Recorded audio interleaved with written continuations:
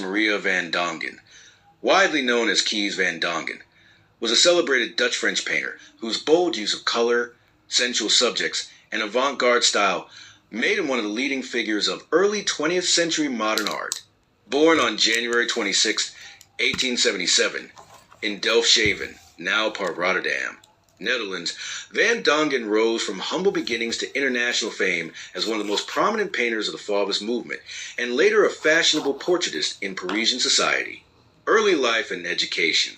Kees van Dongen grew up in a modest, working-class family. His father was a brewer, and although his parents wanted to pursue a stable career, Van Dongen showed a strong inclination toward art from a young age.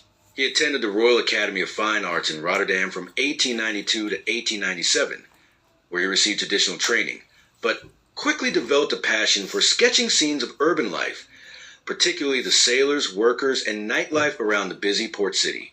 Even as a student, he demonstrated a taste for subjects considered unconventional for time: prostitutes, drunks, and cabaret dancers. These early experiences in observing raw human emotion and social realism deeply influenced his later works.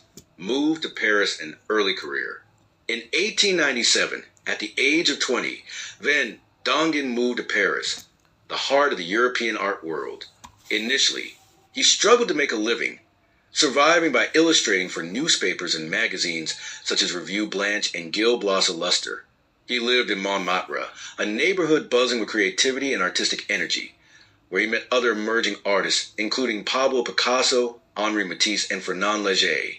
Van Dongen's early works in Paris were dark and expressive, showing influences of Impressionism and Symbolism, but his style began to evolve rapidly.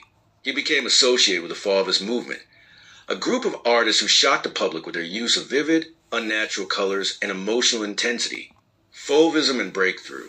The turning point in Van Dongen's career came in 1905, when he exhibited at the Salon d'Automne alongside Matisse, André Derain, and Maurice de Vlaminck. The critics labeled them Les Fauves, the wild beasts, because of their daring color palette and radical brushwork. Van Dongen's paintings from this period, such as Woman with Large Hat, 1906, and The Corn Poppy, 1919, were characterized by bright reds, electric blues, and glowing yellows, creating a sense of vibrancy and sensuality that captured attention instantly.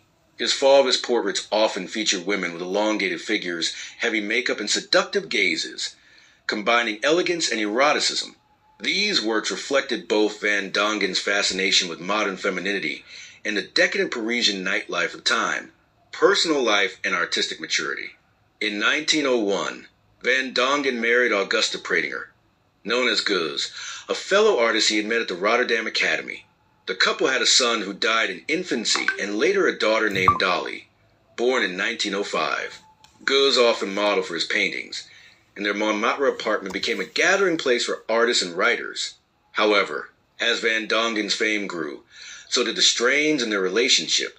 They separated in 1921 after Van Dongen became involved with Jasmine Jacob, a French fashion director connected to high society. During the 1910s and 1920s, Van Dongen transitioned from radical modernist painter to a highly sought-after portraitist of the Paris elite. His clientele included aristocrats, celebrities, and socialites who admired his glamorous and provocative portrayals. He painted figures such as Brigitte Bardot, Anita Berber, and even members of European royalty. His portraits, though stylized, always carried a spark of life, color, and sensuality.